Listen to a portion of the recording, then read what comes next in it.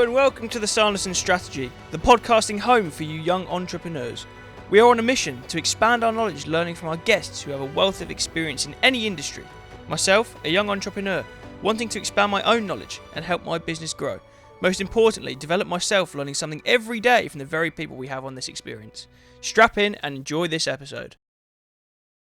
Right, hello ladies and gentlemen, we are here today joined by Tom from CleanLynk. Tom, how you doing? Not too bad, buddy. How are you? Yeah, no, I'm alright. Living the dream.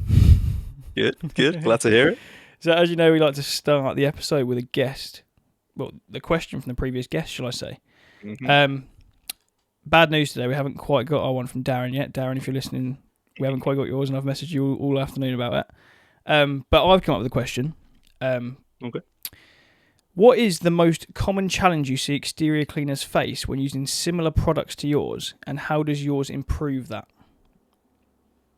That's a good question. So I suppose with like the main product that sort of CleanLynk sells being like water-fed poles, you've got your common sort of problems, haven't you? You know, you've got your spinning, you've got your rigidity of the poles, you've got your sort of your carbon wearing away, clamps breaking, things like that. Kind of a really typical thing you come across, and one that's kind of inherent for any sort of carbon fiber based product, I suppose. In terms of spinning, as long as your pole is looked after in a good way, regular maintenance kept up on the pole, spinning shouldn't be too much of an issue, for quite some time anyway. That being said, we are sort of working on trying to bring in a little sort of anti-spin. Seems to be the bit of a buzzword in the industry at the moment with the poles. So we are looking at kind of trying to bring that in. That being said, haven't had any complaints about spinning on the CleanLynk range yet, the Sentinels. Yeah. Rigidity. I have done some side-by-side comparisons against sort of other brands, common brands that are used in the water-fed pole industry. At the moment, all of my tests have come up on top in terms of rigidity. Some by a bigger margin than others, but they've still always come out on top. And then the other thing that I'm getting a lot of comments on from people that use them as well is that the clamps are just really, really nice.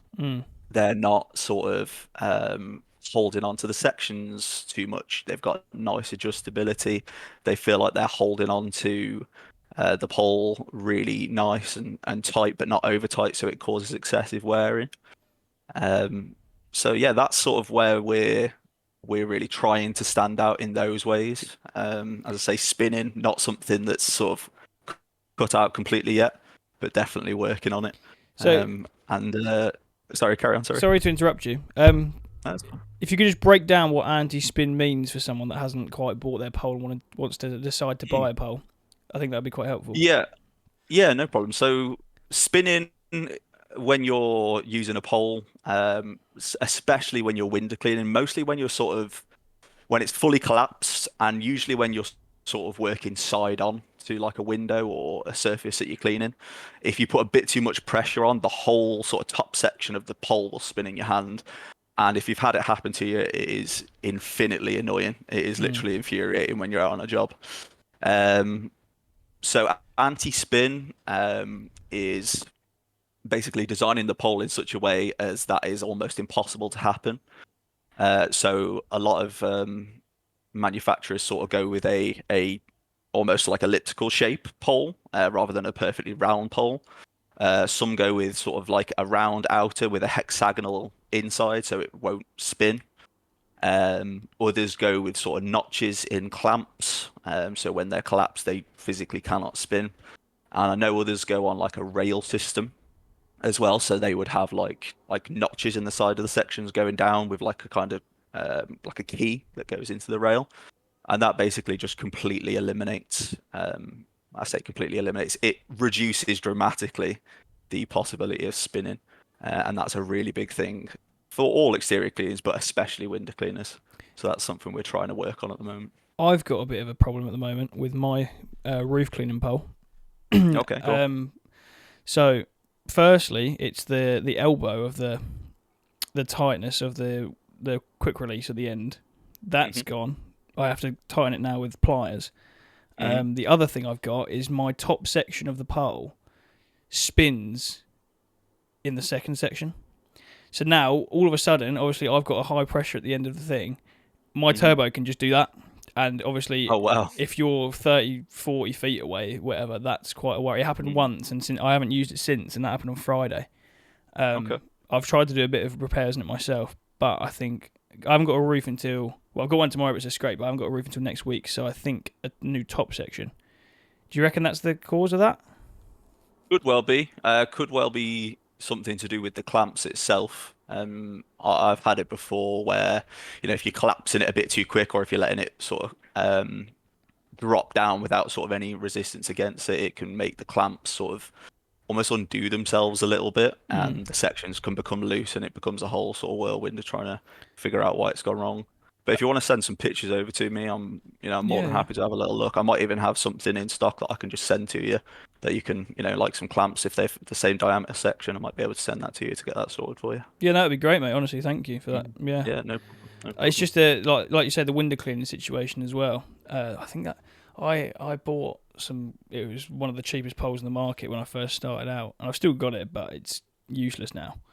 Um, it always. I don't actually know what happened, but like the clamps, they were tight, but it got to the point where obviously they rust and go all horrible, and now you can't tighten them at all, so it just collapses now slowly. Mm. But I think that's just from me not taking care of it too much. But it was like 130 quid, I think, and it was like a 35 footer, so Wow, okay. Yeah, it that was is heavy. very cheap. It was Yeah, very heavy. I mean, you've got your temporary fixes for stuff like that. You've got your magical bit of electrical tape. Um, One of my old poles has got some nice little blue electrical tape, sort of pulled tight around it to make sure that the clamps are clamping on nice and tight. So you got temporary fixes like that. But Yeah, you yeah, just have to treat yourself to a new pole from CleanLynk, won't you, Liam? yeah. No, to be honest, I've been recommended to you by Jake quite a lot. Jake is. Oh, brilliant, brilliant. I basically went out. I don't know, probably midsummer this year, and bought Mm. a 45 footer so I could buy aside from the ground. Bought a new window cleaning pole for like post roofs and whatever else, and a roof cleaning pole. But the roof cleaning pole, Hmm. as you can imagine, just gets battered about. It's completely like almost Hmm. destroyed, like I say. So Hmm. one of them is certainly probably going to be needed within the next few months, I imagine. The buyer side Okay. pole's Yeah, right. just give 'Cause me a shot. yeah, no, I will. I've actually had a look because you've brought out a new kind of power pole, haven't you? I'll have a quick look. Yeah. So recently, I say recently, it's probably a couple of months ago now. I think it was December. I actually popped down to PWS over in Stafford. Good old Darren, who you had on the podcast last Mhm. episode. He actually helped me spec out like a pole conversion kit for the Sentinel poles. So I went down there. He Oh, treated I me to a see. couple of cups of coffee, and yeah, so we spec'd that out. He walked me through exactly what was needed, um, and yeah, we got that sorted. So he was a great help there. So So as you can, sorry, you can't see this, Tom. I'm just showing on the screen for people on YouTube that's watching. One of your the 45 footer because I'm actually interested in this the 45 footer, and I just see your the pro grip. So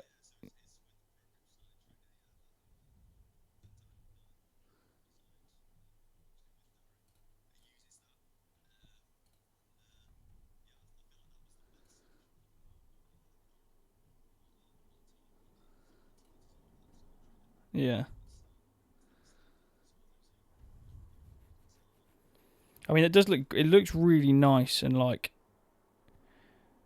it just looks like a really nice pole. I mean, in terms of like how many sections, this is one thing that I feel like is never ever on like a description of something you buy. How many sections actually is on that 45 footer? Do you know off the top of your head? off the top of my head, no, I might be misremembering here. Yeah. I believe the 45 footer, obviously that's made with the 50-foot pole with section one removed for Yeah. the power pole adapter. So I believe the 50-foot pole is a 10 section. So with removing that, it'll have 9 sections to extend on that. Mm.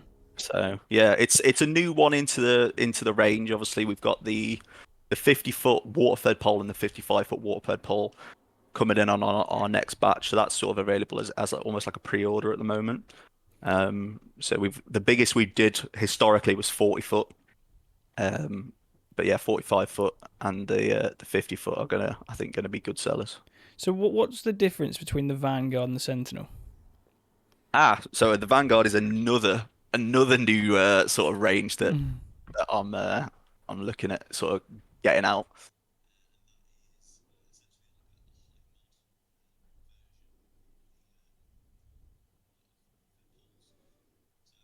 God, sort of strange names I know, but it's sort of I went with Sentinel. Sounded like a I know this again is going to sound stupid, but I imagine someone holding the pole almost like a guard, like a sentinel. Yeah, yeah. And I sort of wanted to stick in that. So I was actually on holiday a little while back, and I said to a few friends, come, give me some words that sort of sound like that. And one of them came out with Vanguard, so I thought, that Mm. sounds pretty snazzy. But the actual poles themselves, the difference is it's a high modulus carbon. So the standard Sentinel range is made out of 24T carbon, which is 24-ton carbon. It's what you find like a lot of industry standard carbon fiber poles are made out of. The 40T, it's a higher modulus, so it's more lightweight and it's more rigid. So Mm. it's two really big sort of aspects of a water-fed pole that you want to sort of look at. Obviously, with it being more lightweight, more rigid, it's quite considerably more expensive. Um, but they're going to be great for roof cleaning poles, power poles, and they're also great for anyone who maybe like a little bit older in the industry that maybe has like a shoulder injury, and that sort of that difference in weight is a really big thing for them, especially if they're using it window cleaning, day in, day out. That's going to be a great little tool for them. I just saw that 18 foot weighs less than a kilo. Yeah, That's it's crazy. I can't remember exactly what it is off the top of my head, but yeah, it should be coming in at about less than a kilo. That is crazy. I just bought this drone. Mm. Oh, I was meant to bring it closer to me. So this drone here weighs 249 grams, I think. Wow, okay. And this feels like light as a feather. In terms of a pole, as you can imagine, you'd look at it without touching it and you'd be like, oh, that's got to weigh like 5 kilos or something like that. But to weigh Mm. under a kilogram is crazy to me, I think. Yeah, I still remember the first time I actually used a high mod pole myself. I use a 22 foot sort of in my daily use, and this was before I'd sort of started CleanLynk. I think the pole I was using on a daily was about 1.3 kilos. And then a good friend of mine, John, who's been a window cleaner for years, I went and did a day of work for him. And he said just use that for this house and his high mod pole, 22 foot. I can't remember the exact weight, but it's something like 800 odd 800 odd grams, sorry. 800 And kilos. I mean, it's a, it's not a huge difference, Mm. but I was thinking this thing is crazy. Yeah, yeah. The difference that you feel in it is ridiculous. I can't lie, I've never actually So, held a high mod pole. I've never had well, we'll hands have to on. see if we can get one in your hands at some point. The difference, honestly, it'll be really, really noticeable for you. So, how long have you been going with CleanLynk? So, CleanLink, I believe I started the website in April. I think it was about April 2024, so less than a year. Um, I've gone limited with CleanLink as of January this year. So officially, if that makes sense, CleanLink has been going just over a month. But the actual site and the development of the products and things like that has been going on for quite a while. Mm. I say quite a while, it's less than a year, but Mm. in a way quite a while. Feels like a lot longer than that in some ways. Yeah, yeah. But yeah, it's something I'm sort of really, really excited for, if that makes sense. Really excited to get it growing. and get it out there into the industry. I can imagine. Yeah, it's had a great impact. Do you know what I mean? Like I actually, I'm not gonna lie, I didn't hear about CleanLynk until Jake bought his pole, Mm-hmm. and then I had a good look and a good watch and things, and I think he was scraping some roof. And I think he was on a scissor lift or something like that. And he was quite far away, and my 45 footer would have been like that to the roof, like as Banana shaped. Yeah, yeah. And I thought that's actually, that actually looks like good kit. And like I say, I wanted to get you on because I feel like I'm not gonna lie, it's one of my next purchases, a new pole, I think, for roof cleaning. Mm-hmm. But also I think it's quite important for people listening that are also after a new pole to hear from, So did you ever make a pole before you started CleanLynk, or did you just have an idea and went with it? Did you make your No, own thing? no. So I, being honest, I don't manufacture the poles. The poles are manufactured for me. Yeah. Overseas, I bring them in from my manufacturing guys overseas. But no, I'd never had sort of my own brand of anything before I started CleanLynk. It was something that kind of almost came to me as a solution to having not so much problems but minor annoyances with the poles I was using in my day-to-day work in the exterior cleaning industry. And I thought that I wanted to have something that I could call mine and put out there and address not just issues with products but issues with customer service as well that I've experienced from but buying things in the industry, not mentioning any names, of course. Yeah. But that was where it sort of stemmed from, really. Just wanting to try and solve that problem and making sure that I had a solution to people's problems if they were experiencing the same issues that I was having when I was working day in, day out. Are you still doing exterior cleaning at the moment? Hmm. You are? Yeah. Oh, okay. Yeah. I've literally been out on a day of 30 window clean jobs today, so I've got a bit of a headache and I'm very tired. But yeah, still running my exterior cleaning company. That's sort of my day to day. What I'm doing with CleanLynk, growing, and with the hopes that one day I won't be on at all. I don't never want to give up the exterior cleaning industry in terms of running the business. I do really enjoy it. Yeah, it's a great little industry to be in. But hopefully, at some point in the future, if CleanLink goes well, which it seems to be doing, so hopefully I can sort of take a more managerial role in that and bring in maybe some staff members, maybe a manager, and see where we go from there. Do you have anyone working with you in exterior cleaning at the moment? So I've recently had my wife leave her job at a solicitor's firm. That was, I think, in November last year.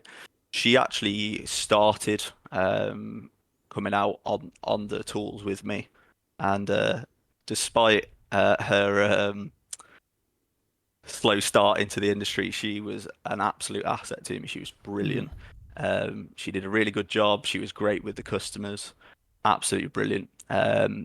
But recently, I've sort of asked her if she wouldn't mind moving more into a admin and marketing role for me.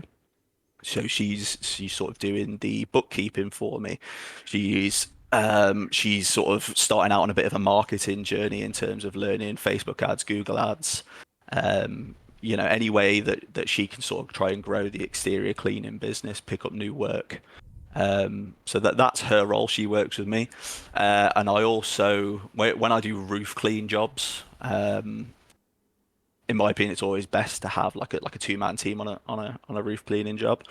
I have a good friend of mine, John. He comes out with me on window cleaning. So he's not like a staff member. He has his own business. He just comes out. We do the job together. Mm. But yeah, hopefully at some point, I've got a lot of friends who are exterior cleaners, window cleaners, things like that. Maybe we can sort of see if we can either sub out some work to them or maybe take on some staff members. Who knows? We'll see how things go. Yeah. See, we'll get to another question I wanted to follow on with that. Hmm.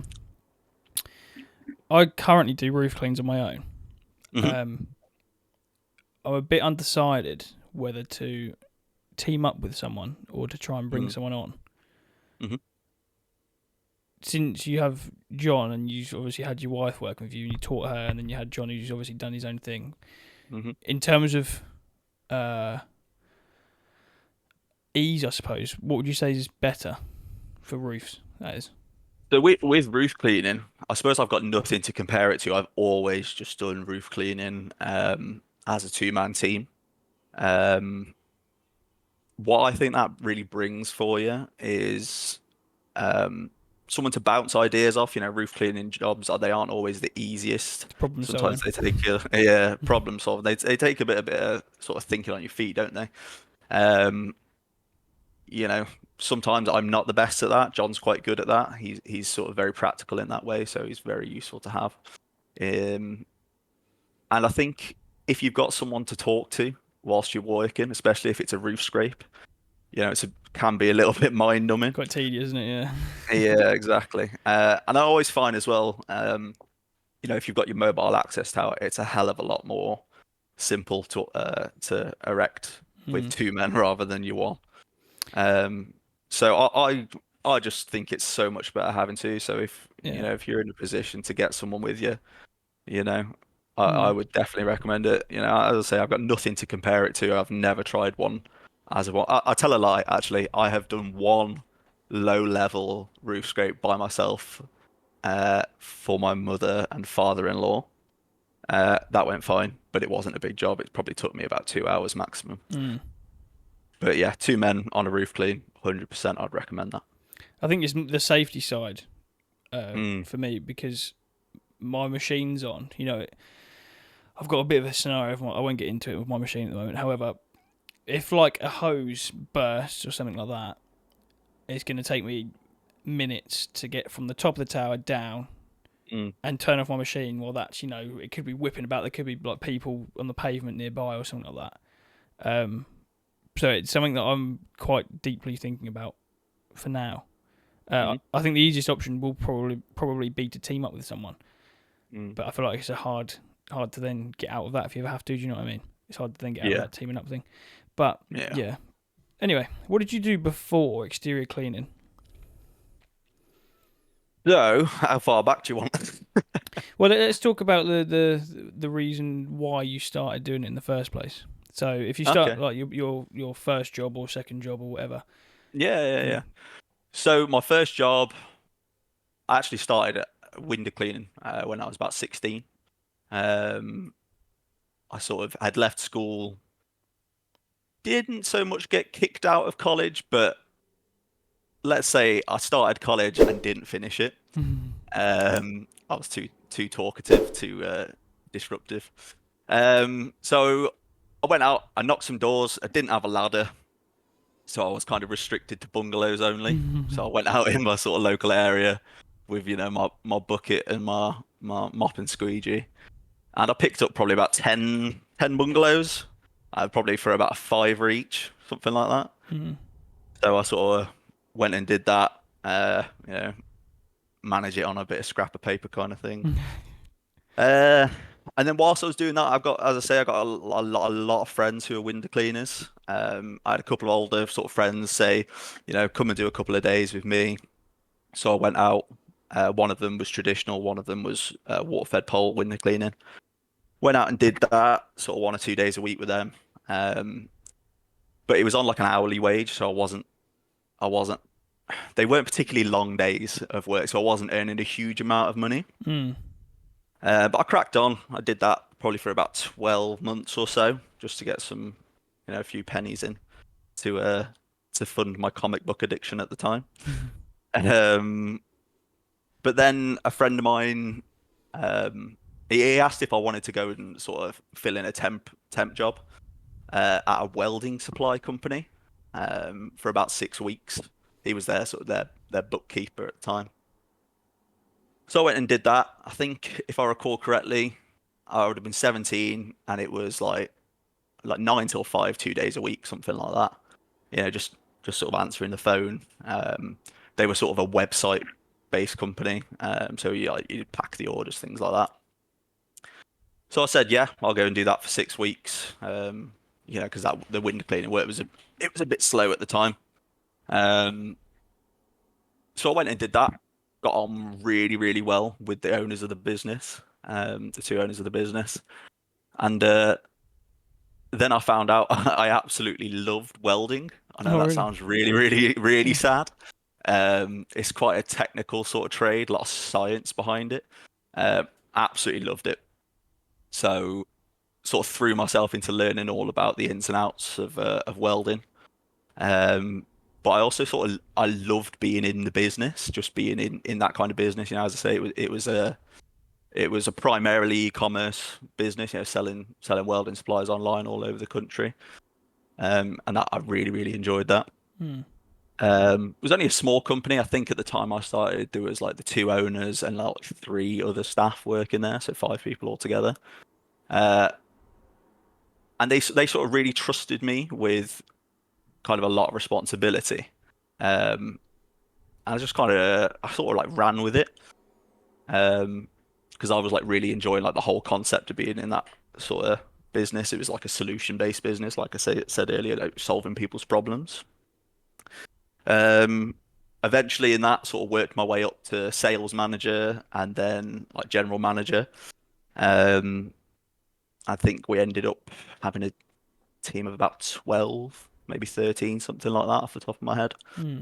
Um, I was there, I think, for 11 years. And it grew to a decent turnover. I can't remember exactly what it was, but it was a decent sized company. Um, Balancing a lot of plates, and I was suffering, I think, a bit mentally, just getting a bit stressed. Left that in 2023, tail end of 2023. Um, and then a few months after that, started my exterior cleaning business, Ectal Exterior Cleaning. Stupid name, I know. What was it? Sorry. It's Ectal Exterior Cleaning. It's Right. my wife's and my initials wrapped up into one word. And if I could go back and change it, I would. But I feel the it's same. stuck with me now. It's stuck with me. Yours is like it's good. It's nice. I think I would just go with something a bit. Oh, just whack my table. Something a bit like just like a one name thing. Mm, Not so much yeah. like a name that's to me, but something like I don't know, like squeegee. Not you can't name it squeegee, but something Mm. like that. Do you know what I mean? Just like a one word thing. Um, Yeah, yeah. I mean, I toyed with the idea because Ectal Exterior Cleaning is also a limited company as well. But before I formed that, I toyed with the idea of going with like CleanLynk services, sort of as like a connection to CleanLink. But I thought, I want like a nice little line of demarcation between the two. So sort of stuck with that. And yeah, that's how I sort of got back into the exterior cleaning industry. But I've sort of always had a connection with it. Even when I was at the welding supply company, I was, like I said, John's been a good friend of mine for years. He's always been a, exterior cleaner. He was always talking about it. My best friend since I was 10 years old, that's now my brother-in-law. He's been a window cleaner since he was sort of 16, so 13 years. Um, his brothers, who are all good friends of mine, all window cleaners. So I've always had that connection to the industry. yeah, no, it sounds interesting. I've just looked at your exterior cleaning website. I've not had a look before because I didn't know the name of it. Mm. Um, It's not the best it looks website. good. I quite like it. I actually quite Yeah, like it. Mine's a it's bit. quite simple. I like the form section Mm. because it's kind Yeah, of I've got that, I think, at the top of every single page. it's integrated, isn't it, with on the Mm. website rather than kind of just like a box. I quite Yeah, like it. so recently that's actually been getting a lot of leads in. Solar panel cleans, window cleans, gutter cleans. A lot of people sort of come in and off that, and you just get the emails, and I pop them over to Emily, my wife, and she's learning how to quote at the moment based off sort of set sort of parameters that come in, size of the Hmm. house, how many gutter runs there are, and things like that. So she's doing well with that. Won a nice quote earlier, actually. It's a nice sort of internal gutter clearance, gutter soffits and fascias, full conservatory washdown, and that came from a nice lead off that. Hmm. So yeah, it's an all right website. It could definitely do with some improvements, but we'll see. We'll Do see you, what we can get done. do you run advertising? So I did for quite a while, mostly Google ads and Facebook ads. I have had them on pause for a little while whilst I sort of transition into the being limited, and then I'm planning on getting them started back up. I know there's a little bit of hatred for Facebook ads Hmm. from various people. I actually really, really like Facebook ads, but Facebook video ads. And if you can really sort of pinpoint the location that you can sort of show them to, you can get some good leads. I got a lot of sort of gutter cleans and soffit and fascia cleans from them when I was running. I think I spent about £140 in probably September, and I must have got in probably at least £700 or £800 worth of gutter cleans, which I think is a pretty decent return on spend, to be fair. That does sound quite good. I mean, every time that Mm. I seem to do Facebook, I choose the location. It's all on the meta side. I don't like booster posts or anything like that. It's all the hmm you properly do it. And I hmm seem to get things like the other side of the country. Like people will comment saying, "Oh, do you clean solar panels? In blooming Edinburgh or something like that." I'm just like, no. No, But I don't no. know. I've probably had like 10 leads probably from Facebook in terms of Mm. running ads, and I did it for quite a while. Well, about a month and a half, 2 months or so. Obviously, it depends. What leads you get in. I Mm. find I did one. I got one roof from a one roof video, hmm and then I tried it like 3 or 4 times, and it just never happened again. But Mm. I can see I how think it it works. can be hit and miss, yeah. But It we're planning on restarting it again. It might fall flat on its face, but we'll see. I know the ad I ran last time, it had a video of me clearing gutters, sort of sped up, you know, not particularly massively eye-catching or anything like that, but just a time the other lapse to one, show like how good you do a job, kind of thing. Yeah. yeah, exactly. And then the other thing that sort of it did catch a lot of attention was a really dirty sort of gutter and fascia washdown. That sped up. You can really see the results of it going from like dirty and grimy to nice shiny white. That really got a lot of leads in. So stuff that catches your eye, I think like that, could be the way to go. Have you ever done window cleaning Facebook ads? Yes, they did not go well. Hmm. There's not a huge amount eye-catching about, a standard A window before clean, and is it? after window picture. Yeah, Yeah, this is the thing. exactly. I don't really know how to market it. Is in window cleaning. I've Mm, kind of packed up full time window cleaning now. I only do it on occasion. I'll do hmm one offs kind of thing. Yeah. The main reason why, to be honest, is because filtering water. That's literally probably the only reason why I can explain. Mm, We're giving it up. But yeah, I don't know. I'm pretty sure like I see probably twice a day maybe in the local Facebook groups of window cleaners, and there'll be like a green window and a crystal clear window, and they get a few mm, likes, and they get people ask like literally on the mm, comment saying how much do you charge, and they'll tell them in the comment, and then there's just like no reply after that. And hmm there was someone I gave a bit of work to the other day because I still get window cleaning leads every now and again. hmm And apparently the lady quivered over a pound. I think he was mm. 22 quid, and she was like, "I used to pay £21, something like Yeah, that." it I can be quite a strange industry. I mean, the bulk of my work is window cleaning. I have 4 to 5 full days a week, full of window cleaning. Um, and I will sort of have to move that around for when, the nice one-off jobs come in, your pressure washing, your roof cleans, you got to clean stuff like that. But I know a lot of people hate window cleaning. It is the actual act of window cleaning is mind-numbingly boring, especially if it's just a maintenance clean. Um, but I like it. You can stick a podcast in, you can stick your music on, and just sort of crack on with it. It's Mm, consistent work.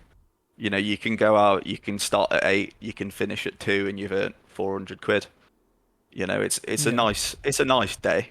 Um, you know, the only problem I do, or the thing I don't like about window cleaning is you do feel like you're on a rush all day. Mm, You feel like, all right, I've done one job, on to the next one, on to the next one, on to the next one, and it can sort of maybe not stress you out, but it can kind of feel like you're just running around all day.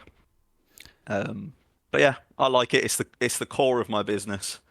I think it's a really sort of good base to have for an exterior cleaning business.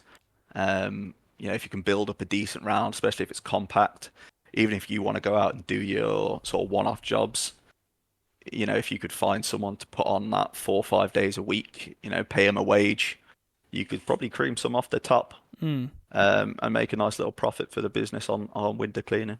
I think I'm a big advocate for starting with window cleaning Hmm. because I think it happens. I hear it quite often that people dive in your Aprils, your Junes, your Julys, and do pressure washing, pressure washing, pressure washing. Get to November time, and it's dead. I don't think I've actually done a. Actually, no, I did one last month. I don't. But the thing is, pressure washing it just dies out, and then Hmm. all of a sudden you find yourself like, right, I've got to go buy a gutter vac now to be able to offer that. I've got to go and buy this, buy this, buy this. Whereas, like you say, window cleaning is quite steady. Hmm. You start out, it's quite cheap to start. If you're gonna, Hmm. it is quite cheap to start. Get your steady income. Make sure that you're not going to go without any point. Christmas times in there as well. And yeah, I think it's probably the best way to start. And I started with window cleaning, sold off Hmm. the round because it was just frustrating me. But even if you do it for a year, you know, you've still got you've had a steady start. And it's a foundation pretty much for how the business is, how you want it to go. Do you know what I Yeah. mean? And the good thing, I think, if you do sort of set that goal of doing it for a year and you go out and you put a bit of effort into building your round, after a year, if you decide, right, now's the time I want to go out and try and really focus on the one-off jobs, your pressure wash, your roof cleans, you've got something Contacts. you can sell Mm. afterwards. There's always people after buying an established round. You can sell it for three, four, or maybe even 5 times the monthly value of Mm. it. So if you've got a 2 grand round, you might have potentially 10K that you could get there to sort of go and invest in equipment, invest in a van, to get yourself really, really kicked off in that Yeah. No, sort I of, 100% agree. yeah, yeah. It's a great little thing. So, what influenced you to start CleanLynk? Ooh. So I think I touched on it earlier. Mm. When I was buying equipment for me in the exterior cleaning industry, I was buying it, um, and there was often just minimal or zero customer service or aftercare. Um, and that really frustrated me coming from the welding supply industry where aftercare is a massive thing, and making sure you sort of guide the customers through that journey of what they're buying was a massive thing. And I found that really wasn't there. Mm. Um, and I also found that maybe the quality of some of the products that I was buying seemed a little bit OTT for the quality I was getting in return. Yeah, yeah. Um, so when I sort of sat down and thought, you know what, I want to start something here, I thought, right, good customer service has got to be the key. They've got to be able to call me on the phone whenever they want and ask a question and not take absolutely hours to get through. They've got to be able to email me. Um, I've got to be able to get stuff out the door fast, which is a problem I'm having at the moment because I've got no stock. Um, but that was like a main thing, good customer service. That's really what influenced that aspect of it. I wanted to make sure that was something I was providing, but also that I was providing what I thought was a good quality product at a really competitive price. I don't want to be that company that's, oh, I'll go and buy from them, they're the cheapest. I Yeah, want yeah. to be the guys that are, you've got a good quality product, um, but it's not exorbitantly expensive. It's fair price, it's competitive. So that's sort of the aim of the game is make sure people aren't disappointed with the product that they've parted with their hard-earned money for. Mm. So I suppose that'd be sort of where I'd be coming up from that. And I suppose in a way, another influence was that because I'd worked in the e-commerce industry for so long, is that I had kind of a real love for e-commerce. The feeling of getting a sale on a website there's not really much like it. It feels like you've like won at Mm. something. So I kind of having gone out of that and gone into exterior cleaning, I kind of wanted that back again, but I wanted something that was mine and mine only. So that kind of made me go out and sort of build the website myself and sort of try and try and get that feeling back in somewhere. I keep getting notifications from your CleanLynk website saying someone from Derby's just bought a 280 litre baffle tank in the bottom left corner. Oh yeah, just little pops up. Yeah, it's I've sold a couple of water tanks today actually, and like some retaining frames. So Yeah, they do they're a look really nice little. nice actually. I've just took out my window cleaning tank because Mm, I'm going to go back to barrels because I just do it so irregularly. mm. But that would have been so handy like a year ago. The thing is, right, is that just the frame? So 250 quid 70 will get you Oh, that's just the just the frame. frame. Yeah, yeah, yeah. That's a Not good not price. including the tank. Yeah. I mean, they're good things to have. The safety aspect of making sure your tank is in your van safely is so important. I've heard some horror stories Ugh. of uh of people not having their tanks secured properly and ending up, I heard of one death. I think I've heard of another one recently, where they were just not secured in properly, no frame or anything. You think of the G-force if you were to break, suddenly and you haven't got a secured load and you've got 500 liters. Hmm. That's potentially tons flying into the bulkhead of your van if you've even got a bulkhead. Yeah, I mean, yeah, That like will it's like a crush kilo, you isn't it, instantly. per liter? Yeah, So exactly. So yeah, 500 liters of water, yeah, is 500 kilos, and with the G-force of braking, you potentially multiply that by, whatever the whatever. Yeah. G-force is. That's thousands of kilos plowing into you at speed. It's gonna crush you. See, I had mine So, ratchet strapped. mhm, I don't know. Every time there was like because you get it, once a week at least, where you have to kind of all of a sudden slam on your brakes or something like that. mhm, Every single time, it sounded like a bomb had gone off in the back of my van. But I'd look in the back and nothing had changed. But obviously, it's just the mm, water just smacking into the side yeah. or the bulkhead or whatever. Mhm. Sorry, but do you say that ratchet straps are good enough, or I know they Mm, have to be rated, don't they, to kind of be able to take the weight, but. yeah, if you were gonna do it, I would make sure that they were really over-spec'd. Mm. I'm talking like 5, 10 ton. I would always recommend some kind of a frame. Mine has like a custom frame that's sort of welded in, um, into and then sort of mounted to the sort of threaded mounting points as well.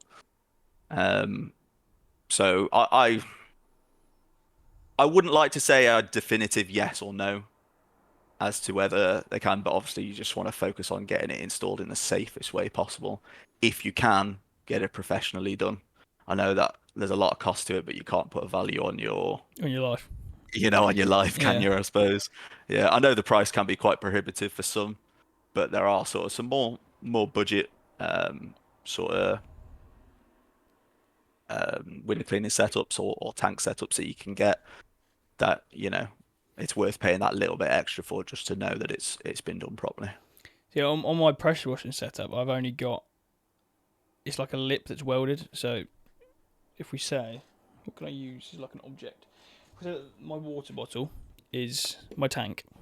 Hmm. It has literally like millimeters or centimeters, probably like if that's a 250 litre tank, it's relative to size, probably my fingernail at the bottom of a welded, so it fits really snug. Like you can't just pull it out. Do you know what I mean? It's got to be like a bit of force.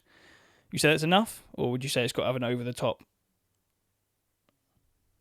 It's a difficult question. I've never had any issues with it. It never even sounds Hmm. like anything's going wrong with it. But obviously, I never really drive if it's full of water because it's a pressure washing setup. But sometimes, I leave some in there if I know that water pressure's bad, or I fill it up like Hmm. half full the night before, kind of thing. Yeah.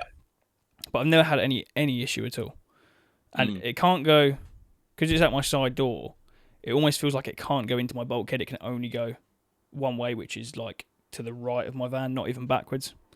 Hmm. Um, I think a lot of issue, from what I've read, comes if the tank almost like if it's like that, if it tips upwards as you brake, mm, like from the back upwards, because I think it can do that, and then it can almost crush the bulkhead. I'm not the most qualified person to talk about, the science of so, like, yeah, like the safety amount of stuff. weight Yeah, and things like that, but it's always just got to be safety first, hasn't it? Mm. Yeah, You like know, anything. as many if you're going to use ratchet straps, use as many as you can, and use them over spec to anything, if you know what I mean. Yeah, no, absolutely. I mean, safety always comes first, isn't it? It's even like on a Mm, windy day. I mean, I can't say I'm the best person with health and safety ever, but you learn as you go, don't you? You know, like if you have a slight, almost like whoa, do you know what I mean? Moment, you're like, right, I'm never doing that again. Um, mm, it's not like I'm gonna like balance on like a roof or anything like that. It's just in terms of like wind on my tower or something. If it's like 25 miles an hour, I will still go and do the job, even though I know mm, you're 21 is like the cap. mm. Um, Oh, I thought it was 17. it could be. I did my PASMA 2 years ago almost. Okay. I can't quite remember, but I know Yeah, that. I did mine about 8 months ago on a Pasma. Yeah. So I think it was about 17, something What like did you learn on? Was it a boss tower? that. It was a Boss Tower, yeah. Yeah. It was a Boss Youngman, I think, something Yeah, like that. yeah. Yeah, it was a It's the uh, ones with the weird clips and arms, isn't it? Rather than hmm yeah. yeah, you got to prime them all and all sorts. But the funny thing is you learn on that tower, and then you go and hire your tower from, whoever you use, and it's a completely different tower, and you're thinking everything I learned on that Pasma course has just gone disappearing out your head. Yeah. Oh, Um, absolutely. Absolutely. I mean, it's even like I remember the first time I built my tower. I hired the first one. I've got my own now because I didn't. Oh, I'll get onto that in a minute. But I remember just looking at it because it was a me tower, and I'd obviously learned the boss tower, and I was like, mhm. "What on earth am I doing here?" So I remember building it, and then I'd use the legs as like extra support, so I'd dig them right into the ground. Obviously, the leveling goes all out all over the place. Then you get to the top, and it's wobbling everywhere. And I took it all down and rebuilt it. And I was honestly, it took me about 3 hours to build the tower, my first ever time. But Yeah, I mean, I still remember my first time I did it with I was with John, um and they sent a faulty board that wouldn't clip onto the sort of the mm, top bars, and we just ended up having to use, because we were on like a short time scale, we ended up having to do it like a full roof from just a half build, oh really? and that was not pleasant. I mean, bless John, he did the majority of the scraping on that job, and he was dead afterwards. Doing Mm. it's full size 2-story house, decent pitch on it. Doing that from a half build, just a scrape and bio. Yeah, we were not too happy with the guys we hired that from. That's for sure. That's the thing. This is the exact reason why I bought mine though, because every time I'd rent one, the leg would be damaged, or there'd be cement in the wheel tightness, if you know what I Oh mean, yeah, nightmare, or nightmare. something stupid like that, and I just got fed up with it. And the one that sent me over the edge actually is I ordered it from HSS. I'm going to put them out there because I will honestly go against HSS with every bone in my body. Um, I ordered it. They said I Mm. put delivery, and they were like, yeah, cool. I got to the job on the day, and this was an hour and a half away from home. So I was like, right, I'll get there. The tower will be there within like an hour. We got there like 8 o'clock, and I was like, it should be there within an hour. I ordered it like a month ago. I said, can we have it as early as possible?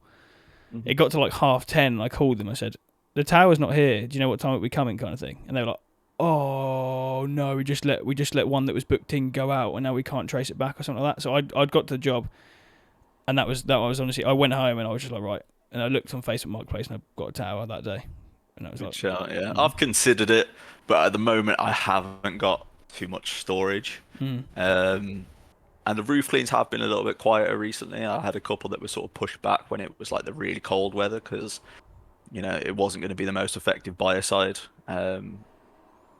So we pushed them back. So maybe at some point in the future we'll mm. we'll get a tower. You can get them decent condition second hand for sort of around £1,000, can't you? Yeah, I paid So 900 for mine, I think, at Facebook, yeah, but yeah. So even that's probably a decent investment to make. even that's got I mean, obviously wear and tear and stuff. I've got a bit of work to do on it. I've got to get the clips on the legs and things.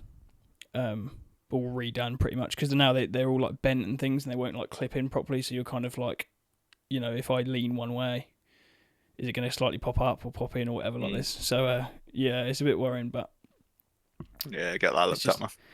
just one of those things. Right, have you got anything you want to show? Any videos or any polls at all? I can see a poll behind you.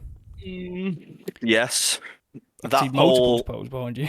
you can. So that pole right there, that is the pole. I don't know if you saw it, that I ran over I did see this, with yeah. my car. that ended up getting me some stick on Facebook. Um, so basically, the thought behind that was that I genuinely thought that that pole would withstand being ran over by a car. Probably stupid, probably a little bit too much trust in it. But I sort of sat there and thought, what would happen? Went out the next day with full confidence that I would just drive straight over that. It did not.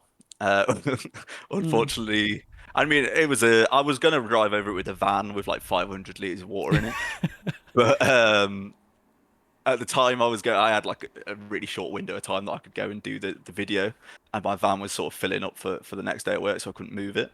So I whacked out the tiny teeny Skoda Citigo Classic. Served me well for 9 years. Yoda the Skoda, we love him. Um, so I drove over that and it just destroyed it. Mm. Well, I say destroyed it. It mashed up both ends of it. And then I just decided that I was gonna whack some tape over it and offer it for sale as slightly used, which I Yeah, thought was quite comedic. But you know, I'll laugh at my own jokes. And then what else have I got? So that poll is going out to a customer. That's actually the last poll I physically have here. That's a 30-foot Sentinel that's going out to a good customer. And that pole right there is the very first pole that I bought for roof cleaning. It's aluminium, it weighs an absolute ton, and it's vile. So if anyone yeah. wants a free pole, hit me up and you are welcome to it. And then down here, I have my stock of, let me take the little sleeves off. This is probably well, no, it is the newest product that I physically have stock of. These are the 51 mil sort of clamped gutter vac poles.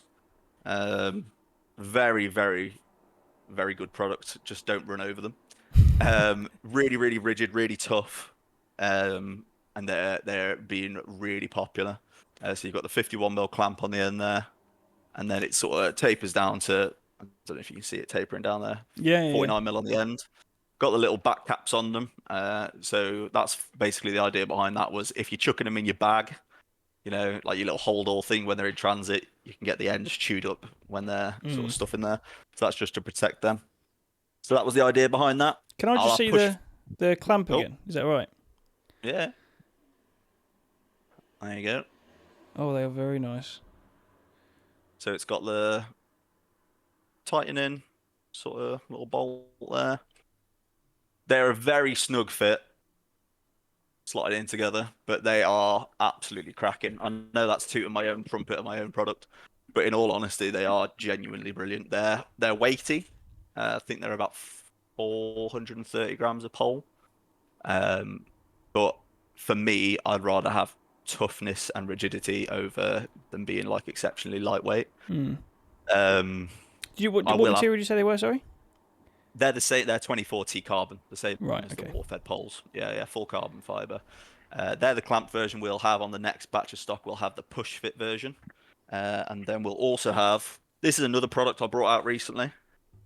This is the carbon gooseneck that fits into that pole. Wow. The little bit of engineering, re-engineering, redesign needs doing on this. I really should have, I don't know if you see, that is just a blank end. I really should have got them to pop a clamp on that in the same way so you can clamp your tools in. At the Mm. moment, they just kind of push fit in, and in my opinion, you know, they will stick in there whilst you're doing a job, but I would like that extra safety of it just being that little bit more rigid, a Mm. little bit more safe. So that'll be on the next improved batch. And would you stick? Sorry, I've got the aluminium ones. Mm. So obviously it's like a gooseneck which you then plug. You know, something will fit in it. Do you need to do that in that one, or is that? No, so yeah, I'll quickly show you. If I grab that.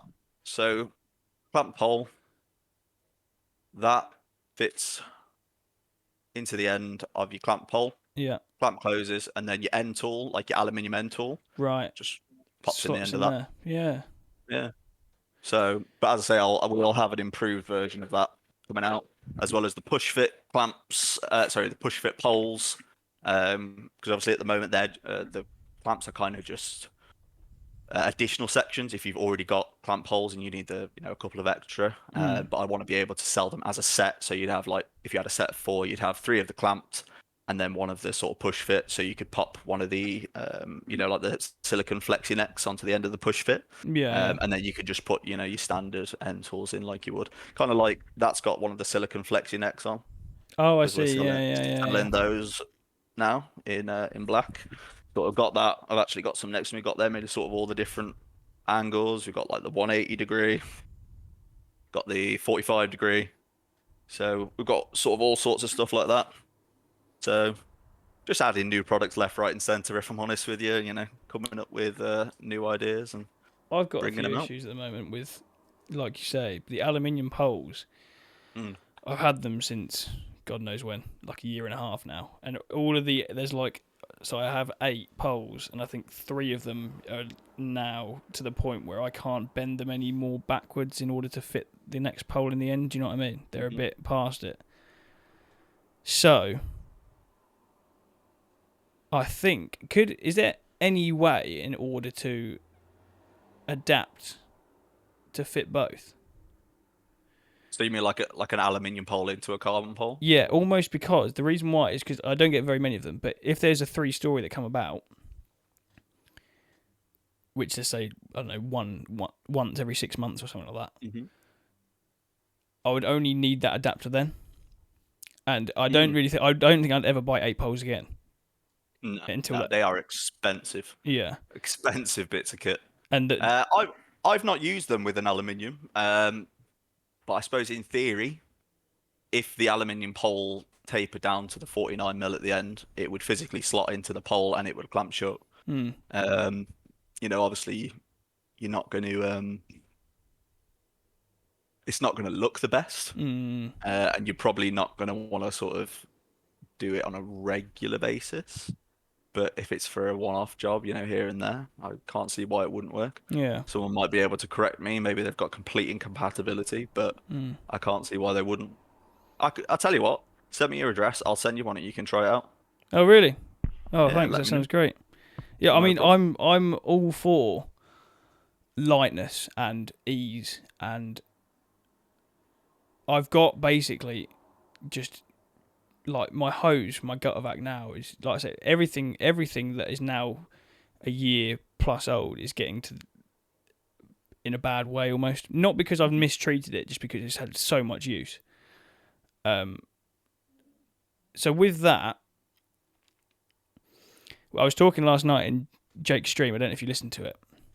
I missed it last. I sort of caught bits of it, but I was Mm. doing a few bits and pieces. But yeah, what was you saying? So I kind of put in the chat saying about if we could vacuum a roof Hmm. instead of scraping it. Okay. I think there's possibly. I was drawing while listening to this last night about a way that you could almost have like a gutter vac attachment. So you'd have your poles and you'd have, like, I don't know, a 15, 20 metre hose behind you, which obviously is going to weigh a bit. And then at the end, you'd almost have like an adapter that would fit to roof tiles in order so that you could scrape the lip, or suck it through the vacuum, and literally just clean a roof by going straight down. Like if it's a flat tile, you could just go down, down, down, down. Mm. Do you think that'd be possible?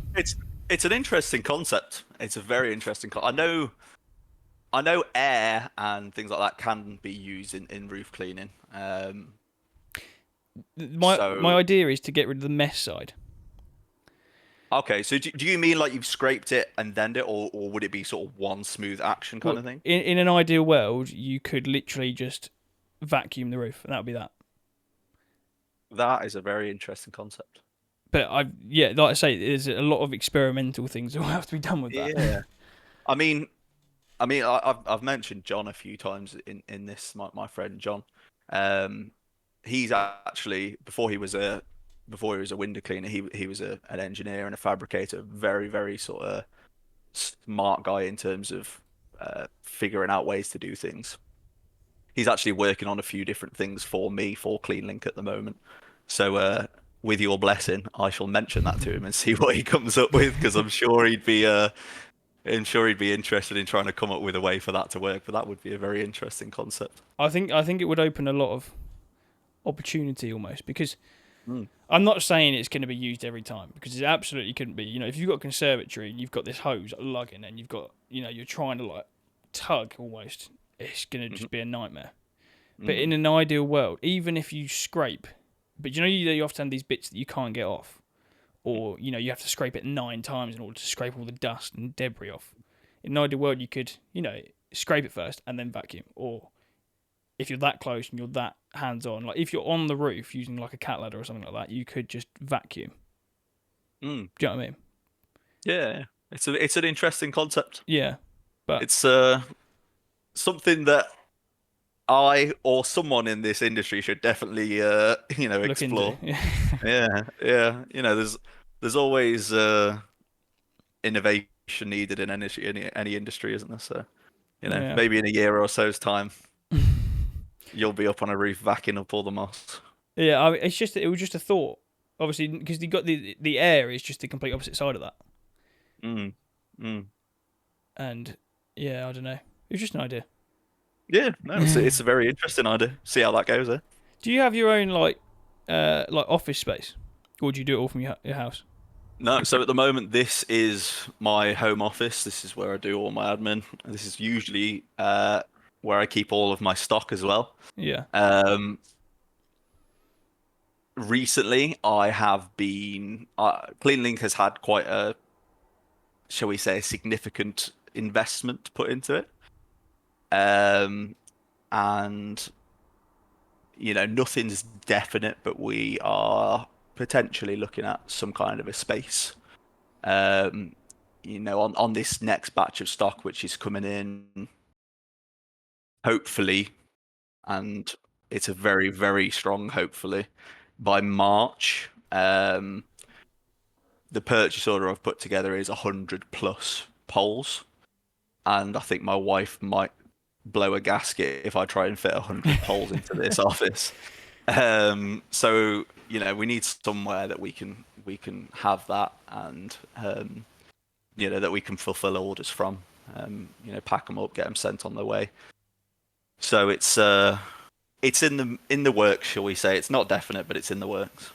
see, I was having a chat with someone the other day because I was half debating basically having. I'm in a container now. I think containers are Mhm. great, and I said to them Mm. they've moved into like a warehouse or something like that. They're quite not a large one, but enough. They can get their van in there kind of thing and equipment, and they have like a desk. Mhm. And they said, I asked them, do you think it's worth it? Because in my eyes, I could have like we could do this podcast in there, potentially in the future meet up with the guests instead of do it over Discord kind of thing, Mhm. and also have like all my equipment in there, van can stay in there overnight, kind of thing. But they're paying like $1,000 a month. Now my container's Mm. £100 a month, Mhm. and there is absolutely everything in there apart from a desk and a podcast setup Mm. and a light. But you can get light. Do you know what I mean? You can get that, yeah. Do you think? It's a big jump. Yeah. Do you think you'll Yeah. go into containers, or do you reckon you'll just go straight for this space? I mean, there are. I could literally probably throw a stone out my window and hit a container storage Mm. yard. There is one there I have inquired. They're about 150 a month. Um, but with CleanLink, I've got uh quite grand plans, shall we say? Um, and the plans sort of involve. It's just a short-term fix kind of thing, isn't it? A container. Yeah, Yeah. it would be a short-term fix. But if I'm gonna do it, I want to do it big, if that Mm. makes Yeah, sense. yeah, yeah. No, absolutely, 100%. Um, so it would be sort of, not just an office, it would be warehouse, it would be potentially manufacturing, in the UK. It would be a shop front, it would be, maybe a pure water filling station, something Mm. along those lines, where you Yeah. can sort of get the window cleaners and the exterior cleaners in regularly, maybe on a daily basis. Um, so yeah, Yeah. It was it just would be cool to have something like that. just out of curiosity because obviously, like you say, Mm. when you've got loads of stock and things, I was just wondering about how you keep it all and store it all and things. Yeah, I don't know if I've got. Let me. The It last stock that came in was like 40 odd poles. That was expected to last a month, by the way. It lasted 6 days. What a nightmare. A good problem to have. Yeah, no, absolutely. But where's that picture? It leads on quite nicely to my next question, actually. Which, Yeah, go ahead. if you find the picture, by the way, just interrupt me at any time. Yeah, I couldn't find it. No, Yeah, no I'll send worries. it over to you if I find it. I guess we kind of just answered that, but if you had a kind of goal for 1 year, 5 years, and 10 years, which might be completely, out of sight, might not even thought about. If you had at least one of Mm. them, or you have all three, what would be the achievable goals in that amount of time? So I suppose uh, short term is like just really expanding the range of products. So rather than just being, the one type of water fed pole, bringing out the high mods, potentially, um, the anti-spin, making sure that we've got, an entire range of CleanLynk branded products, not just sort of one. Um, as well as that, not just CleanLink branded products. We also sell on the website, products from, Exceed Innovation, brilliant company. They make the guys that make the Univalve. Hmm. Um, we sell the water tanks, we sell pumps, controllers, things like that. So really just expanding the range. I've actually just added a range of generators Oh, really? to the website. Yeah, yeah, they're just starting to be put on. So that's sort of, the idea behind that is to power, gutter vacuums that people have. So that's been on there, just expanding the range all over the to cover every base basically. So to make sure almost like we're like a one-stop shop. Yeah, yeah. Um, like I said, I'd like a commercial unit with like an office and a little shop and manufacturing facility, stuff like that. Um, that might take a little bit longer, but as I said, there's potentially something in the works, but we'll see how that goes. Um, I'd love to start exporting, Mm. so not just being a UK company. I know there's quite a bit sort of behind that now, but I'd like to be able to do that. And then I think long term, I want it to be like an established business, and I want all my family to work in the business. Yeah, yeah. I love all my family. My family on my side, my mom, my sister, my brother. Um, but I have a really good relationship as well with my wife's family. Um, my wife's dad, Les, he's been a great support to me over the years, in anything business related. Um, Sonia, brilliant. Marcus, my best friend since I was 10, he's now my brother-in-law. He's well, I say he's my brother-in-law. He's my wife's sister's husband. Right. And they're just absolutely great. I just love it to sort of be a family business where we can all have like a part, um, in doing something. That would be absolutely brilliant. And I think we could all really make it a success.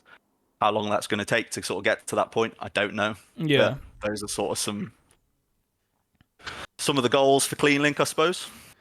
I know it could be quite stressful, but would you go and open shops, across the board, or would you just keep, one place where you can Mm, rely on everyone there and it's steady and not steady, but you know what's going to happen. You know exactly. You've got no issues. You've got to drive mm. 6 hours down the country. Do you know what I mean? Yeah, it's an interesting question. I know, is it is it James Sinclair that always talks Yeah. about bricks and clicks? It's a good to have a little combination. But I've always sort of talked about, the power of e-commerce. Having that one central place with next day couriers. As long as you've got the infrastructure set up there, Mm. you can get anything to anyone in the country next day. So probably would avoid physical shops, and just would sort of distribute from one central location. Yeah.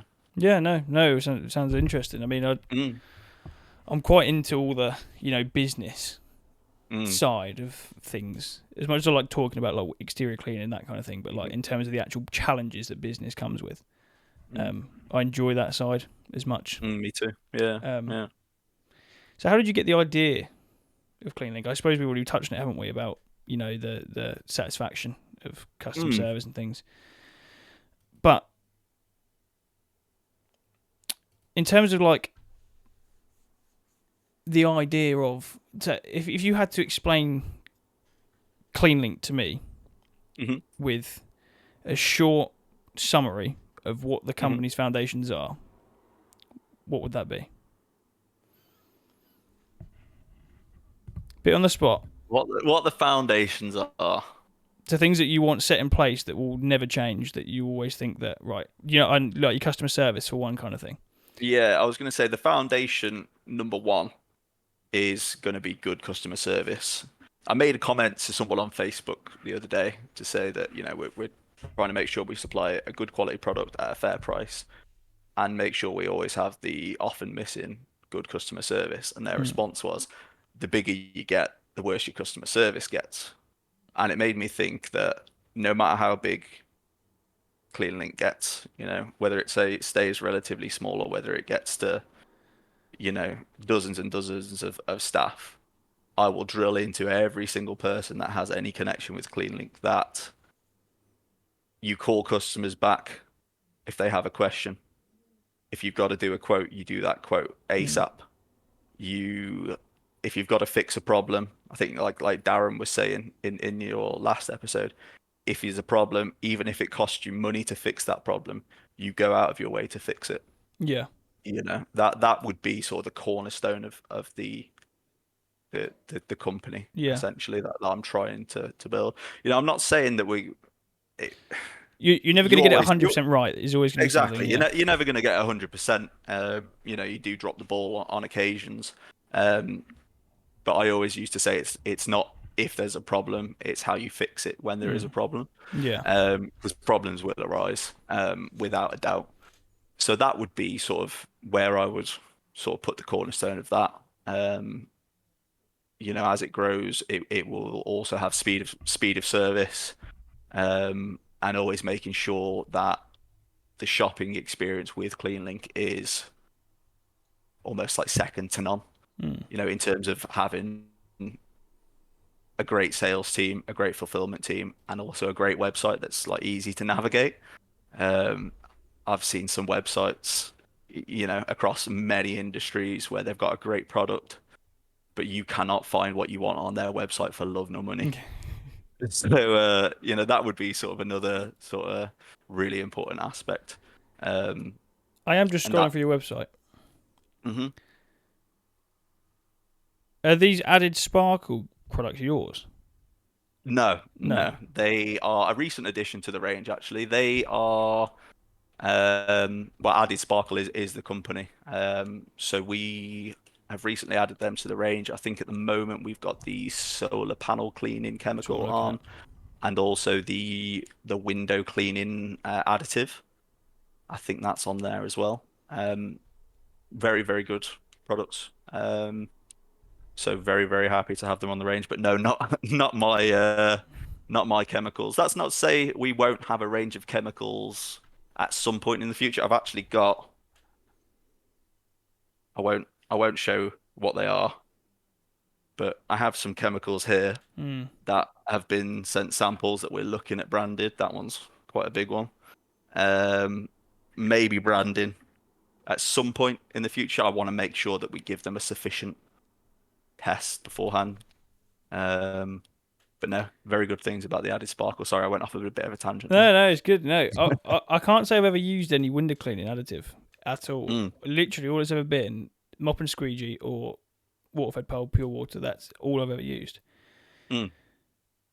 The How? the additives are very, very good. Yeah, but like I say, I've never like gone on somewhere and been able to navigate window cleaning chemicals and have just two options, by the way, which is Mm, what you want. You don't want like a page full and it all confuses you because that's mm, exactly what I feel like happens every time I look at things like this. mm. What will the additive give you? Will it just give you like a quicker So finish? yeah, you basically would add like a certain amount to your tank. I can't remember what the exact One ratio mil is off per the top of 100 my head. litres of water is what it says. Yeah, sounds about right. So like 5 million, 500 liters. Um, it doesn't affect the TDS reading of your water, so it stays, pure. Um, it can help you break down things like bird muck that you have on the windows, snail trails, things like that. In my experience as well, when you add it to your water, you can often find that your brush just glides little bit nicer across the Mm. glass, which in theory could make you work that little bit faster. Um, so yeah, there's a couple of different versions of it in the industry, but the one we've sort of decided to go with is the added sparkle one. Yeah. It's just something I've Mm. never actually used or even thought. Well, I've thought about it, but like I say, I get confused most of the time when I look at things like this on the internet. Um, Yeah, I first came across it when I first started up.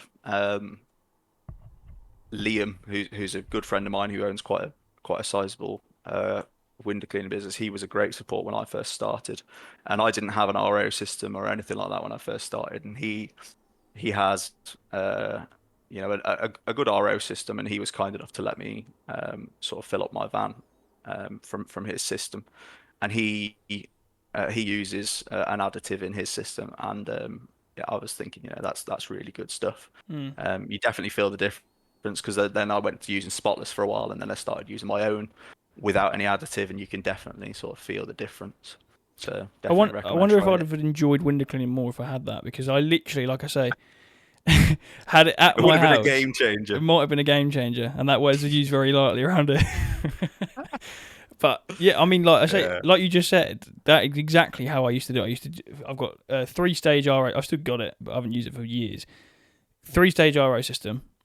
It used to literally just go out, and there's like I can get hoses over the fence and round through next door's like pathway almost. Mhm. And I used to just go in my van, and it used to just fill up. And I used to go out clean windows, and I used to find that people were like, "Oh, I did this whole house in 10 minutes," and I'm like, "How?" Like to me, Mm. honestly, it used to take me like 20 minutes was probably my minimum amount of time spent in a house window cleaning. Mm. And then I went to I go Spotless. by the rule of thumb generally that for every pound the house is, you want to spend a minute there. So if it's 15 Oh, quid a okay. house, 15 minutes. Mm. So I was about Um, right then, roughly. so yeah, Yeah. yeah, it's that.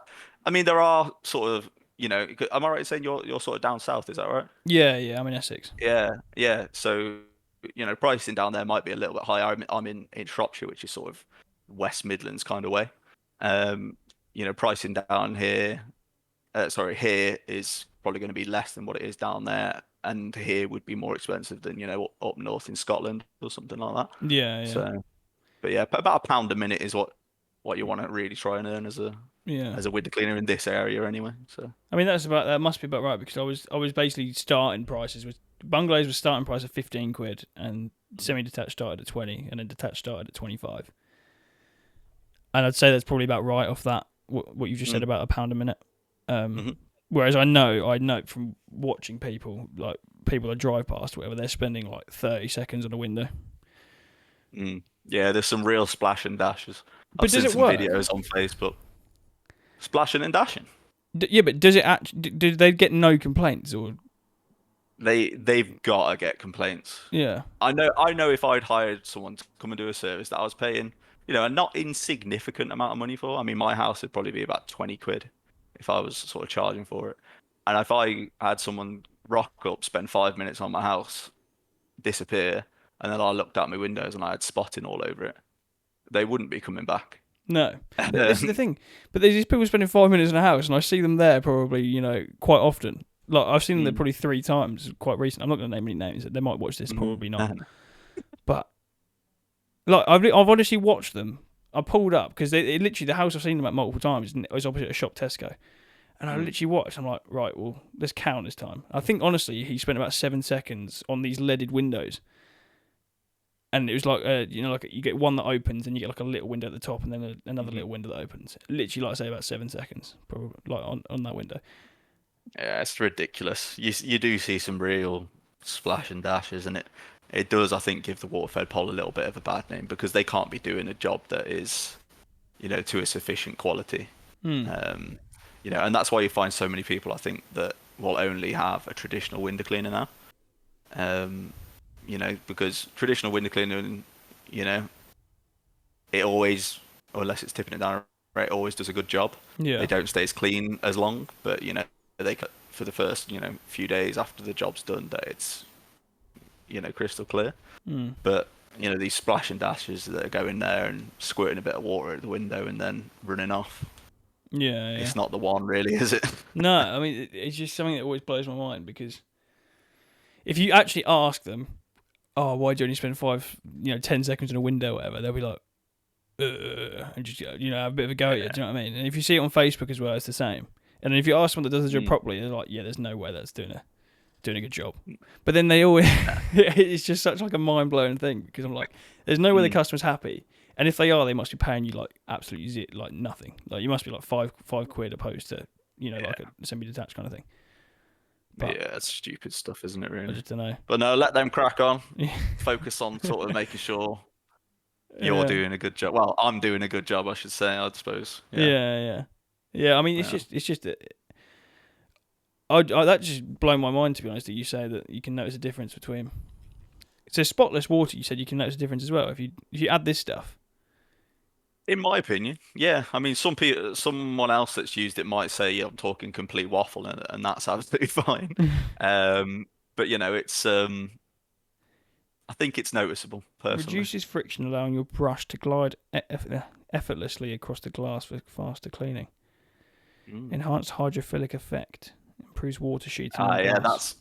You get a nice little sheet on the rinse as well. So yeah, I think I might have to grab some of this. Thing that helps you work faster. Yeah, go for it, man. I've added a few things to cart already, just out of.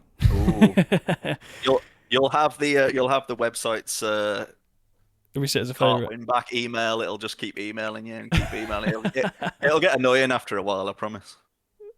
I had a call today actually because not because I left something in the bag at all, but I basically typed into Google because you can rank in like the top 3 in the map. Mm-hmm. Not just in the area you're in, so you can do like 20 miles or something like that out of your region. Yeah. So I literally typed those words into Google, how to rank higher in maps with Google Business. I must have had about 3 calls today about that, just from me typing it into Google. So how does that even work? Are they on like some kind of targeting thing, do you think? I have no idea. Yeah, it blew my mind. I would love to know, because if you could get onto that yourself, you could probably get yourself some pretty good cleaning leads. It's the thing. And I'm paying per click. I didn't even click on a website. I just literally typed it in and then went, oh, whatever. Because you get all these like different plate companies that are sponsored. You're just like, yeah, whatever. Yeah. But it just weird stuff, innit? It blew my mind a little bit because I just couldn't work out how that's happened. Yeah, there's all sorts of Google foo. They'll be doing something not sneaky but smart. Have you done anything on like YouTube or anything like that? No, not really. No. I do have some plans to sort of, when the products are in, because I think when you're choosing a product like a water-fed pole or a power pole or something, you want to see it in use, really, don't you? You sort of buy with your eyes, don't you? So yeah, I've got plans to do something on YouTube. It's not going to be anything, overly enthralling, but maybe some like product comparison and setup guides, blah blah blah. Are you going to the Expo? Yeah, I actually am. I wasn't going until midway through last week. I was. Are you going? Are you like got a stall space? Oh, okay, cool. Yeah. So got a 6x3 stand. Oh, not nice. Huge. But I've got myself coming up. We'll be bringing all the stock that we have. So bring your wallet. And we'll have myself, my wife. John will be with me, and my brother-in-law and sister-in-law are coming up as well. So, we'll all be on the stand, all, ready to talk about the products. Really excited for it, but at the same time, I'm really sort of, what's the word? Nervous? Not panicked or worried. Yeah, nervous. Nervous is a good word. Yeah. I've done expos before in my previous line of work. But this will be the first time that it's my brand. Yeah. It's quite a daunting task. I can't make it to Expo, unfortunately. Oh, really? I get back from holiday on the 28th, which is the first day. So I've tried to work out. You're going to Egypt, aren't you? Yeah. So I'm trying to make out a plan. You're gonna ride a horse? No. I listened to your podcast today Yeah. whilst I was working. Sorry. So I've made a plan actually. If I park my van, so if we go up in two cars to the airport and on the way back home, because I land about 11 o'clock at night on the 28th, if I get dropped off at Chelmsford, I can just go straight up there overnight Okay. and kind of Mhm. try and make it for the second day. But it's a big ask, if I'm honest. I was going to say, see how tired you are after that Yeah, flight back, man. yeah. You But might need to get some much needed rest. it'd be good to go because obviously, like, just for the chats and things. Like last year, I spent about 30 minutes buying Hmm. and 8 hours chatting to Hmm. people. Um, That's what I want to do. I just yeah. want to chat to people, get their thoughts on stuff, Are you going to see take if there's. stock? Hmm. You are, yeah.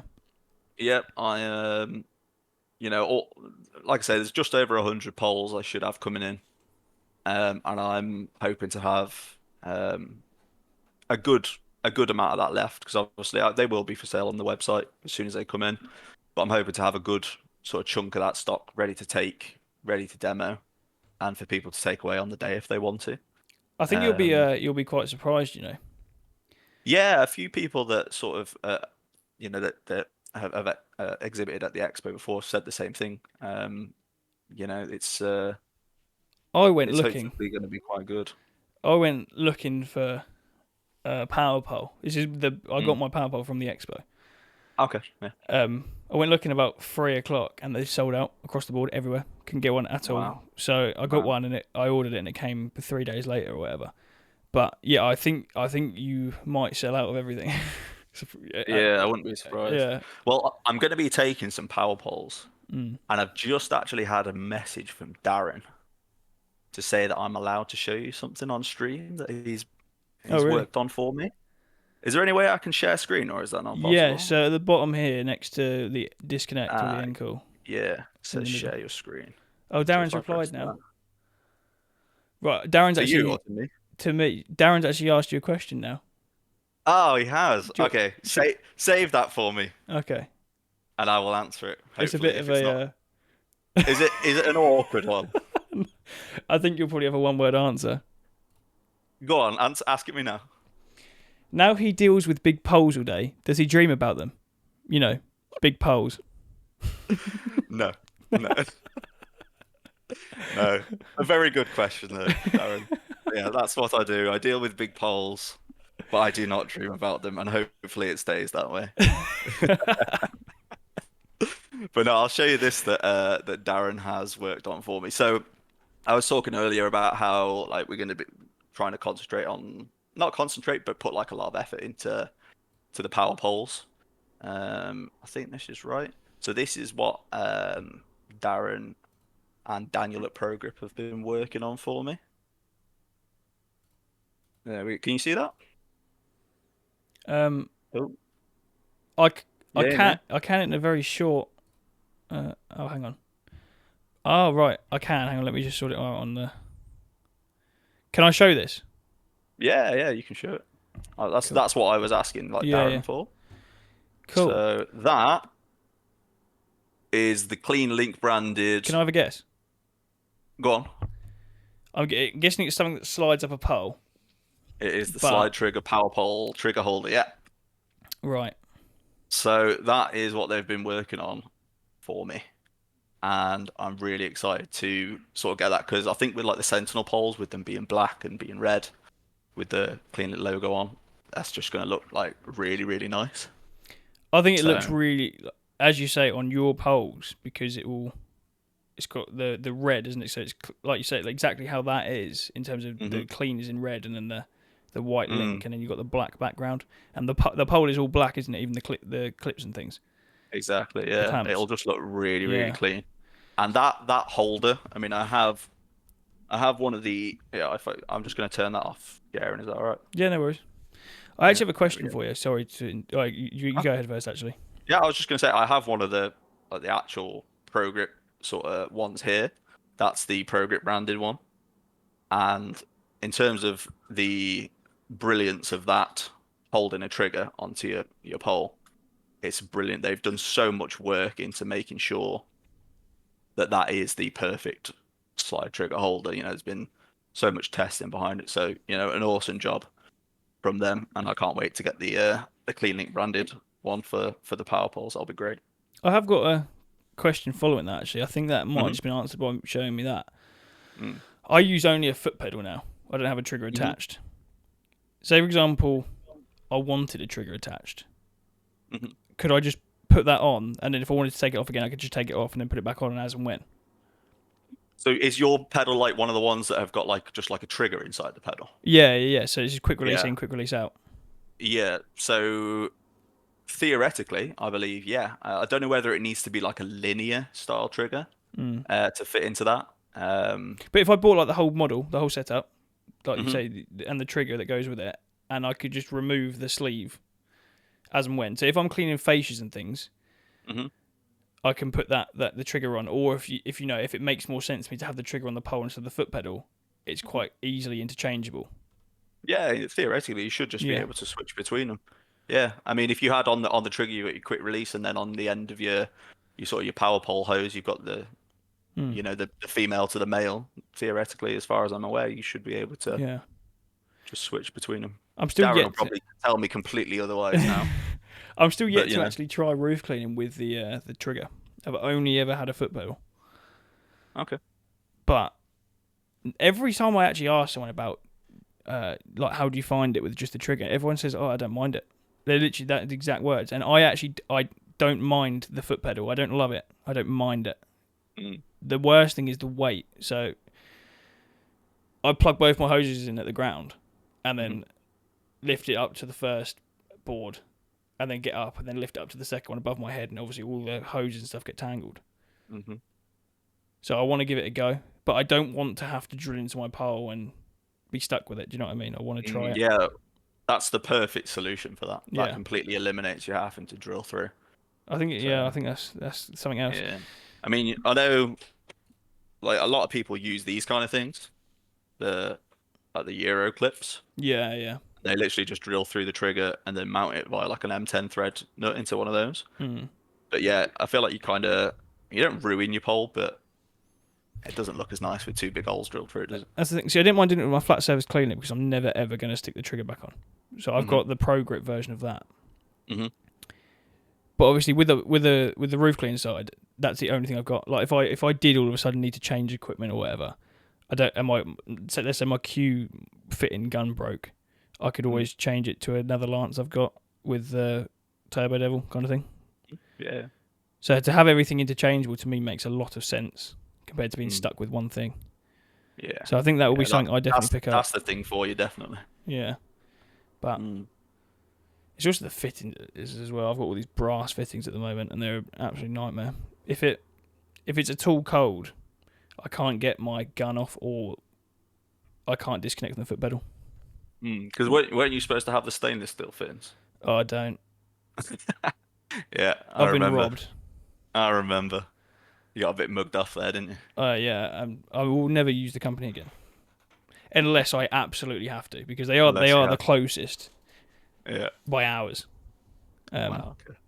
So, yeah, but I mean, everything like when you buy a mounted pressure washer, you kind of want to do it once, and that's it. And then if the machine, whatever something happens to the machine, you can just put a new machine in. The mount still stays the same. I want to change absolutely everything about my whole system because I bought it being sold a dream. It felt like. Yeah. They overpromised and underdelivered. Yeah, absolutely. Like I was buzzing when I first got it. I was like, "Oh, this is going to be unbelievable. It's going to save my time so much." But I actually don't think it does because I can't get a hose reel. Partly my fault, but it never actually came with hose reels, like the handle. Yeah. So that slows me down hugely. That slows me down 10 minutes, probably a job. The fuel, I probably spill 200 mil. Maybe every single job that I refilled probably twice, so probably 100 mil per 5 litres or whatever. And then sometimes it drips onto the exhaust somewhere. Yeah. I don't want to start it yet just in case a fire goes off. Do you know what I mean? It's just so you don't want that. Nah. You gonna treat yourself to a new one soon? I'm gonna go up to Darren, I think, and we're gonna map it out. I don't think don't think I'm going to buy. I kind of want it to be not bespoke, but I want it to fit everything that I want first time, which is why I don't know if you've seen my Facebook. I've started doing a road to £10,000 using the cheapest pressure washer. Okay. So the idea behind it is, and it's a bit way off, is to use that and just buy the compact. Okay, that's the big van mounted system. Is that right? Yeah, Yeah. that is the one thing I think will complete my setup in terms of like actually having it in the van mounted, because you will never have, if anything ever goes wrong, it's all from one company and everything's interchangeable. It just makes so much sense, and I don't want to go with something and then want to change it all again. So like the PB, for example, I love the PB. I think it's so good, but I don't want to have to go, oh right, now I want the compact. Do you know what I mean? I want the big guns and that's it. That's it. You want to buy once and then forget. Yeah, pretty much.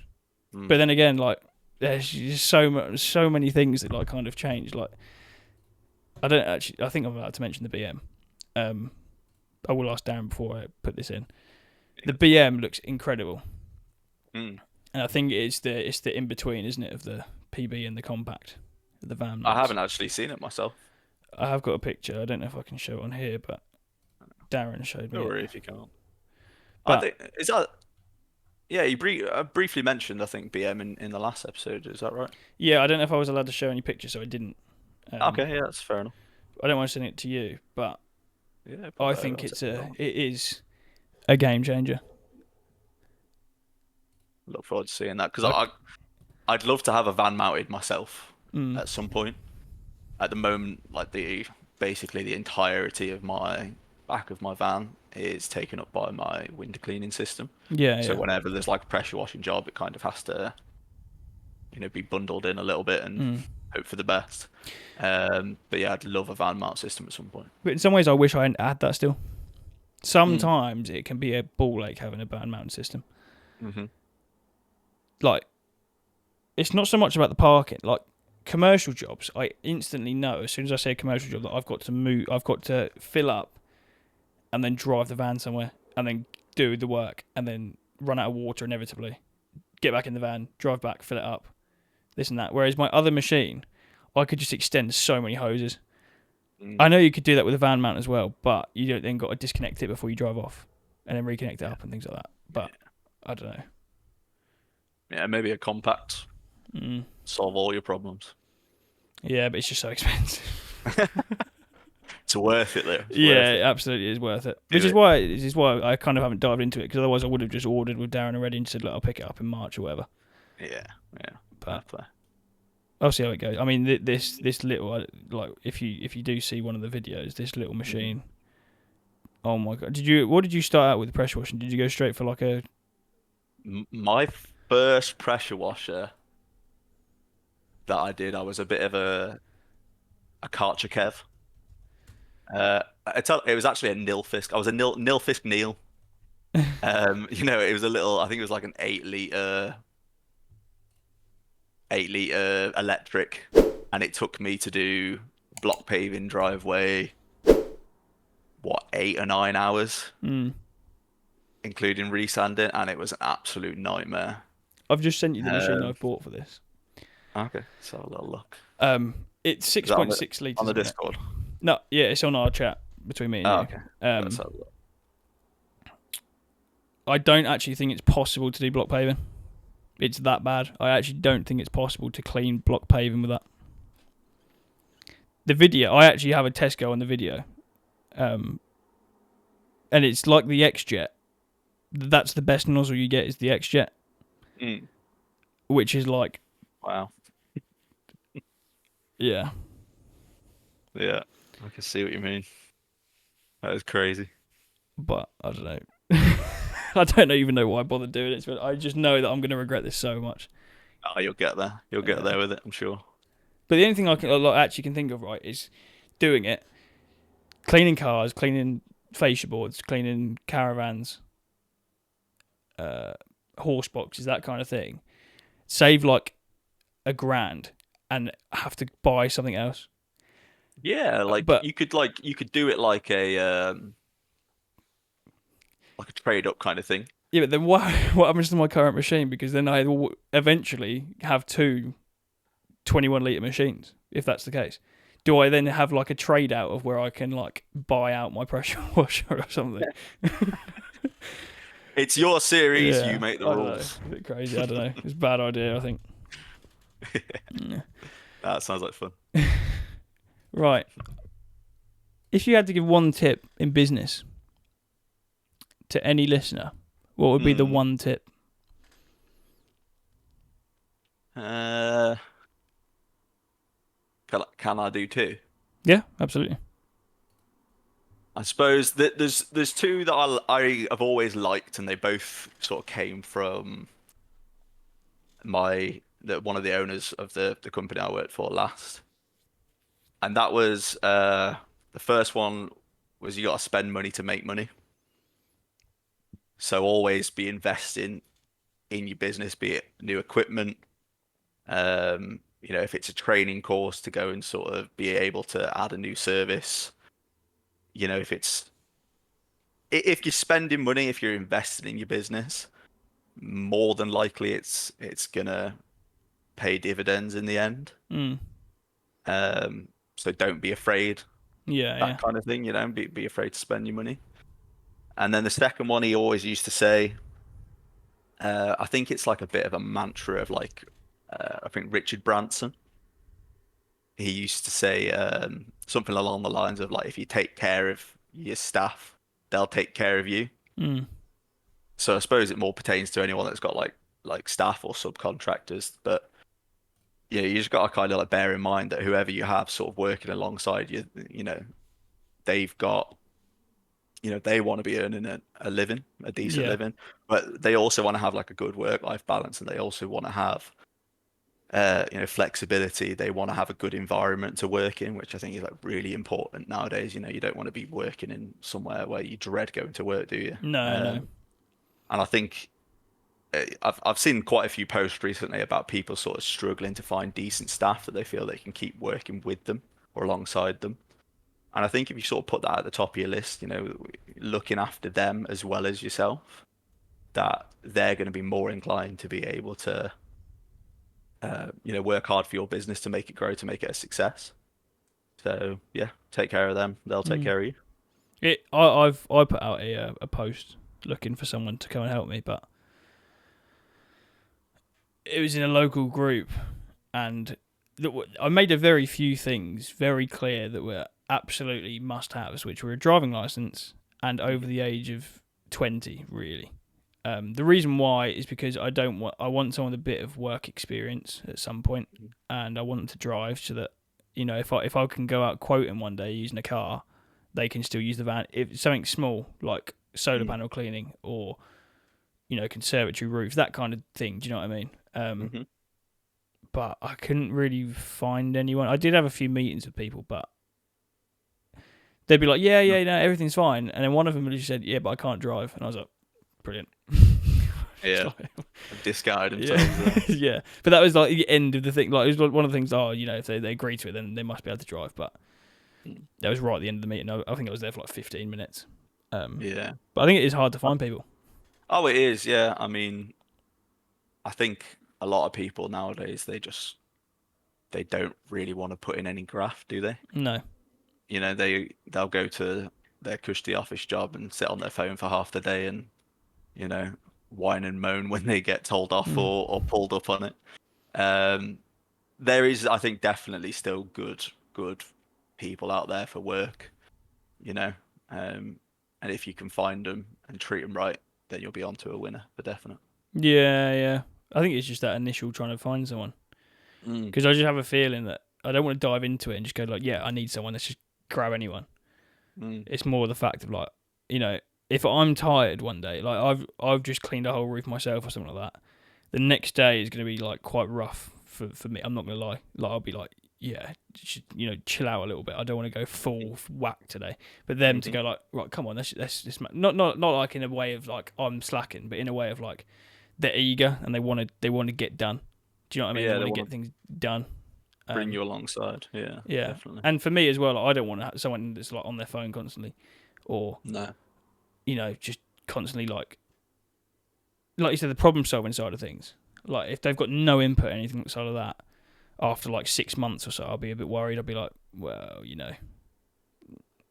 it's one of them, isn't it? But Mm. That's I think why where the saying um higher what is it higher fast or and higher fast, fire slow, isn't it? Or higher something. Yeah. oh, no, I can't remember, but basically Oh, they're saying fire don't get fast, isn't it? Higher yeah slow. fire Yeah. fast, don't get attached to the people basically, or don't think that you Yeah. owe them anything, if they're not doing what you need them to do, Yeah. you can move them on, Yeah. and move on to your in your search. Mm. um so it's not easy, No, but it's if you can not. find it, then it's you just got to look after them. Mm. Yeah. Mm. Have you got anything else you'd like to add at all? Uh, I do not think so.